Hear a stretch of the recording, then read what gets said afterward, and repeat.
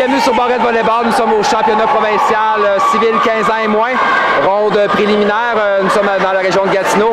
Ce match oppose les libellus de l'école Thérèse Martin au Celtic de Montréal. Premier set remporté par Joliette qui a offert toute une performance face à un Celtic qui a eu quelques difficultés en réception de service, l'a dit. Petit spécial, on a Grégory Antoine, l'entraîneur de la division 1 collégiale dans la région d'Outaouais qui viendra à l'analyse.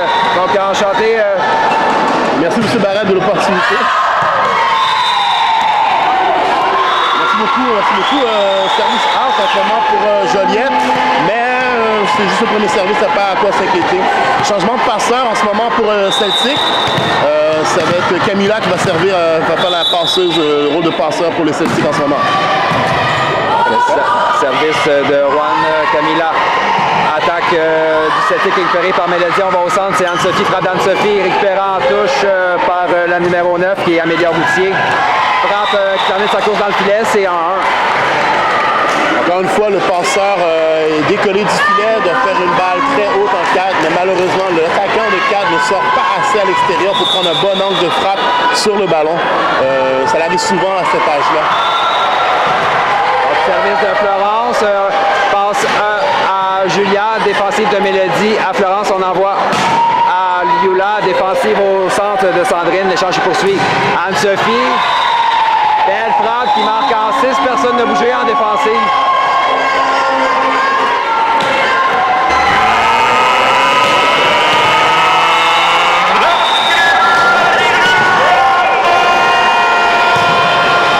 Service d'Anne-Sophie Gravel, réception à Florence, on va à Mélodie, frappe de Mélodie par-dessus le bloc récupéré par Anne-Sophie. Juan Camilla passe arrière à Julia, frappe de Julia.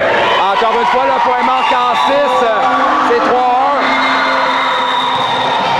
Camilla a fait une très belle passe renversée en 2 qui a pris les attaquants et les bloqueurs par surprise. Même les attaquants de son équipe étaient surprises de la passe. Et super bon changement de l'entraîneur d'avoir mis Camilla comme passeuse pour ce match-là.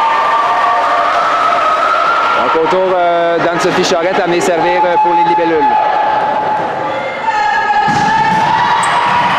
Réception difficile. On va donner un ballon facile aux libellules qui pourront contre-attaquer. Anne-Sophie à Florence. Passe à Mélodie, frappe de Mélodie bloquée partiellement. Termine sa course en 6. Joliette crée l'égalité, c'est 3-3. Megan Burke. Non, plutôt Anne-Sophie Charette au service pour Joliette. Un cadeau que le Celtic va prendre, c'est 4-3. On a eu un bon message de l'entraîneur. L'équipe du Celtic a pris confiance rapidement. Oui, effectivement, on voit déjà la différence. Juste en commençant le set, ils ont parti de nouvelle attitude. C'est excellent. Donc, contre-attaque du centre. Joliette marque le point, c'est 4-4. Mélodie Bébarrette au service pour les libellules. Les deux équipes sont coude à coude en début de set. Réception d'Anne-Sophie à Juan Camilla, passe arrière à Julia, frappe de Julia. Oh, toute une frappe de Julia Lapointe qui marque en 1. En ce moment, Camilla fait une énorme différence dans la qualité des balles. Le tempo, la qualité des mains, la hauteur est parfaite pour les attaquants du Celtic pour mettre une bonne pêche, une bonne frappe derrière le ballon. Je suis certain que Joliette va relever leur niveau de jeu. Malheureusement, service de Julia Lapointe qui flotte à l'extérieur, 5-5.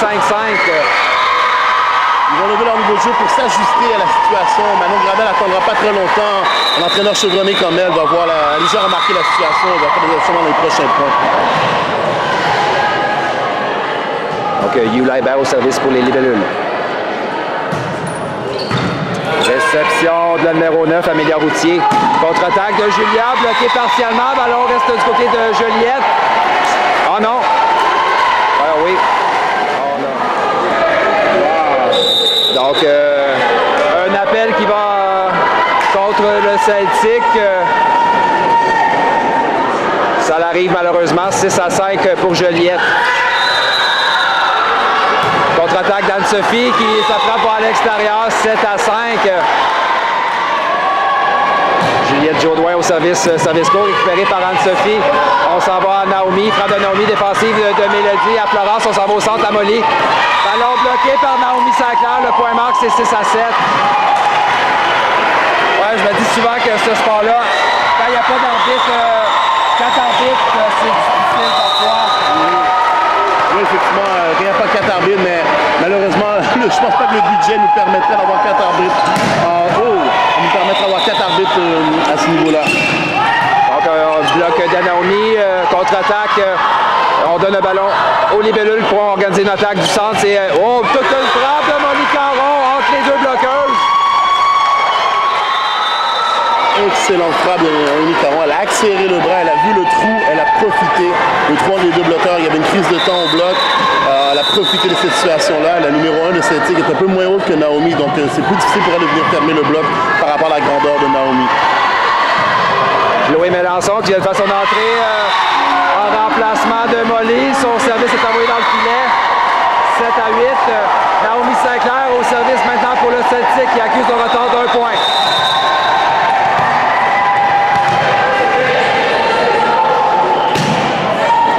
Beau service dans la piscine, belle réaction pour sauver le point. C'est-à-dire on donne un ballon facile au Celtic pour organiser une attaque. Juan Camila passe à Anne-Sophie, frappe qui est récupérée par Chloé. On voit Megan cette fois-ci, ballon bloqué encore une fois par le Celtic qui domine au filet lors de ce second set.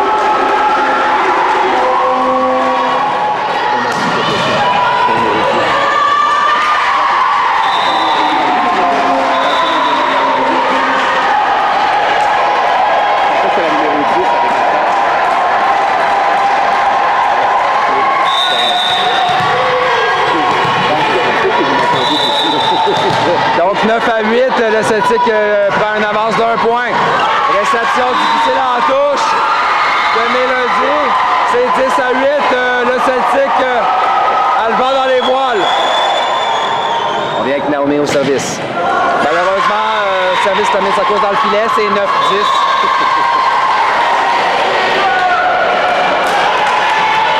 Donc autour de Megan Burke, amené servir pour Joliette.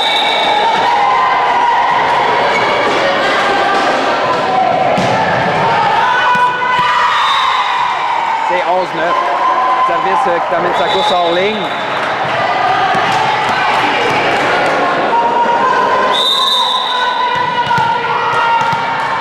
Juan Camila au service pour le Celtic. Beau service, la réception va à l'extérieur. Le vent a changé. Oui, effectivement, le vent a changé, mais le match est encore à la portée des deux équipes. Même si cette team mène de 3 points, Joliette peut revenir à n'importe quel moment dans le match. C'est 13-9. Bon service encore de Camila en ce moment qui prend court appui les réceptionneurs de Joliette. Manon Gravel fait des changements pour essayer de ralentir le tempo sans brûler un temps mort. Très bonne décision de Manon Gravel de ne pas prendre de temps mort sur cette séquence-là car c'est pas un manque d'organisation de l'équipe, c'est plus la réception qui est difficile en ce moment. Et voilà, ça a porté fruit. Le changement a fait que Camila a perdu son tempo. Puis il reprend le ballon. Bravo, good job Manon. Donc 10-13, Joliette reprend le service avec Florence Lortie. Beau service qui tombe devant Naomi, c'est 11-13. Eh bien, c'est le festival des bombes au service. Les deux équipes servent de manière très agressive. Et puis, c'est difficile de pouvoir construire un jeu de deux bords là. Donc, les compétitions de service continuent. On vient avec Florence. Réception de Naomi qui touche le plafond. Manchette en 4. Julia frappe qui est bloquée partiellement. Défensive de Megan. On s'en va à Mélodie. Frappe de Mélodie. Défensive de Naomi. Manchette encore en 4. C'est Anne-Sophie. Personne encore une fois dans la bougeante défensive. Le point marque en 6. C'est la troisième fois, la deuxième fois que la numéro 1 de Celtic, quand la balle est avancée entre le joueur de 2 et de 3, elle frappe vers le 6.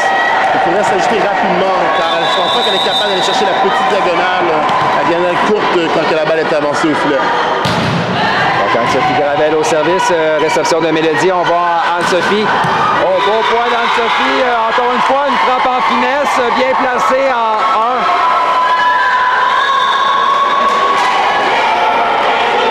1. Voilà justement Anne-Sophie Charette, son équipe tire de l'arrière par 2. C'est 12-14 plutôt. Un autre service de Joliette qui va à l'extérieur. Ça commence à leur faire mal lors de ce second set. On est incapable de prendre du momentum du côté de Joliette. C'est à la numéro 10, Sandrine Méthode à venir servir. Belle réception à Florence. Viola, défensive de Sandrine. Julia passe au centre à Naomi. Défensive de Florence. Anne-Sophie. À Mégane. Frappe de Mégane qui est récupérée par Anne-Sophie en ligne arrière du côté du Celtic. On s'en va à Naomi. Frappe de Naomi. Défensive de Joliette qui va à l'extérieur. C'est 16-12. 4 points d'écart maintenant.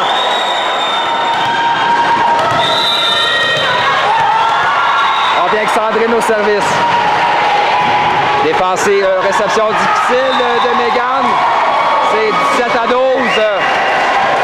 Un temps d'arrêt va être demandé par Manon.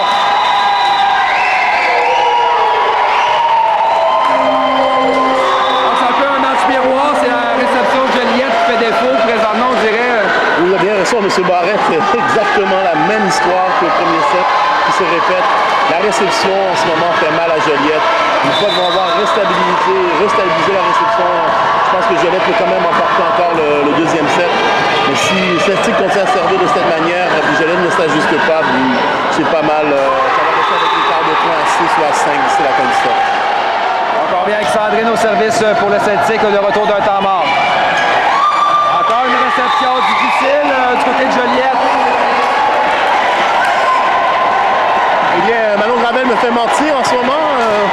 J'aimerais bien que l'équipe de Joliette trouve une solution à la situation. Donc, réception de Mégane à Florence. Cette fois-ci, on va à Liula. Frappe de Liula défensive de Juan Camila. Le ballon a touché le plafond. Impossible d'exécuter le deuxième contact. Joliette a besoin d'une séquence. C'est pas le temps de rater son service. Ils en ont raté beaucoup lors de ce second set. Très bon choix d'en frapper vers le 1.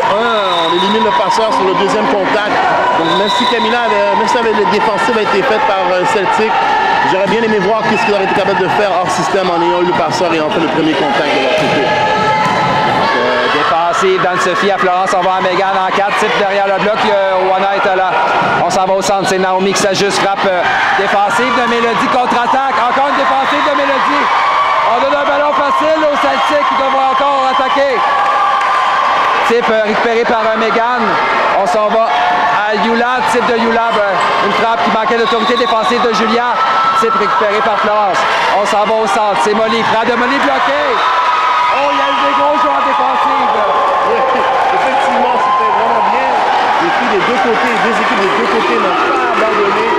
Et puis, je me suis dit, ils vont peut-être réussir à s'en sortir, mais finalement, Celtic a terminé avec un gros bloc sur la joueuse centrale de Joliette. Donc, réception d'Anne-Sophie, on s'en va à Yula.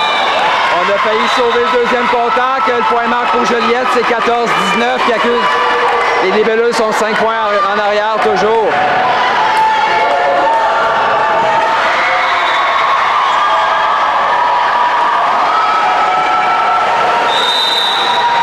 Yula Hébert au service pour les libellules.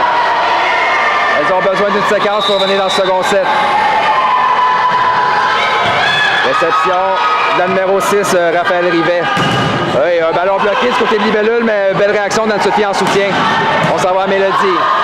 Florence passe à Mégane. Ballon bloqué encore une fois par le Celtic.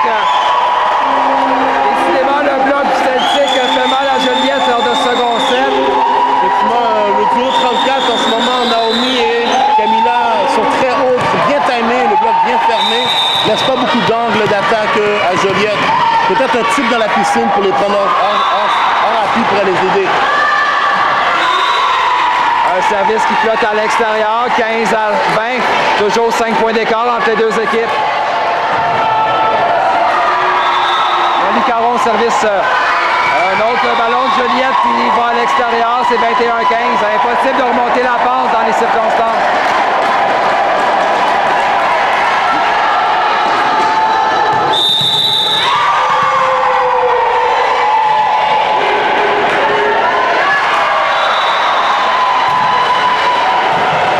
Réception difficile. On va à Anne-Sophie, frappe d'Anne-Sophie qui va à l'extérieur.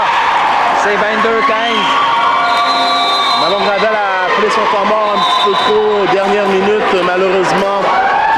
l'arbitre avait déjà levé le bras et sifflé. Donc au niveau des règlements, quand l'arbitre lève le bras, la deuxième arbitre n'a plus le droit de siffler le temps mort ou un changement. Donc il faudrait faire ça un petit peu plus vite la prochaine fois pour le temps mort. Mais souvent les entraîneurs ont l'habitude de prendre cette dernière minute, puis les gens sont un peu plus... les arbitres acceptent d'habitude de prendre le temps mort à cause du bruit et de l'entourage, et surtout de la jeunesse des jeunes. Mais l'arbitre en haut a été très directif et n'a pas décidé d'accepter le temps mort de Manon Gravel et de laisser continuer le jeu. C'est pour cela que tout le monde est un petit peu désorganisé, un petit peu perdu sur le terrain. Donc 7 points d'écart à ce stade-ci du match. Joliette doit au moins commencer à gagner un peu de momentum. On les sent, on a besoin d'organiser des attaques. Moi je dirais qu'en ce moment le set n'est pas encore terminé. Si Manon est capable de reprendre avec sa troupe 3 services pour 1 d'ici la fin du set, ils peuvent s'en sortir. Donc on reprend le service, ça fait 16, on fait au moins 3 points, on monte à 19. On est à 19-23, on reprend un autre 3 points encore, on est à 22-23. Donc le match est encore à Kenya, mais il faut que les filles travaillent d'ici la fin du match. 3 points par possession de ballon au service. Donc, ce set, Naomi Sinclair au service, le Celtic en avance par 7. Service court, réception difficile. C'est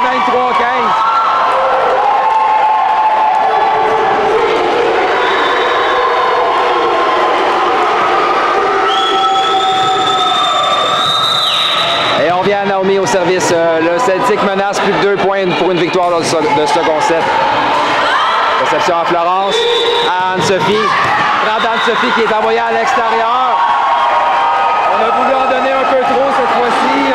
Je vais vous avouer, franchement, je crois qu'il y a eu un léger touch, mais on ne pourra pas le voir à ce niveau. Mais ça, la balle a passé, on dirait très au-dessus des bloqueurs. Je serais surpris si on pouvait voir au ralenti. Je suis certain qu'il y a un nom qui a touché ce ballon. Donc, une autre réception difficile de Joliette. Victoire de 25-15.